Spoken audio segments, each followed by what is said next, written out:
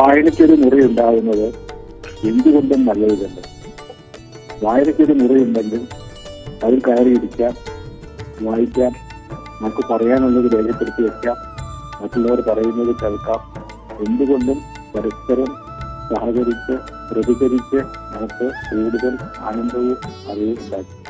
പ്രത്യേകിച്ചും നമ്മുടെ സാംസ്കാരിക അന്തരീക്ഷത്തിൽ ഒരുപാട് കാർമേഘങ്ങൾ ഉരുണ്ടുകൂടുന്ന ഒരു കാലത്ത് മനുഷ്യസ്നേഹപരമായ കാര്യങ്ങൾ, പ്രകൃതി സ്നേഹപരമായ കാര്യങ്ങൾ, സാംസ്കാരികമായി സൗന്ദര്യാത്മകങ്ങളായ കാര്യങ്ങളൊക്കെ രണ്ടാം നിരയിലേക്ക് പോകാതിരിക്കാൻ ഒരു ജാഗ്രത നമുക്ക് ആവശ്യമാണ്.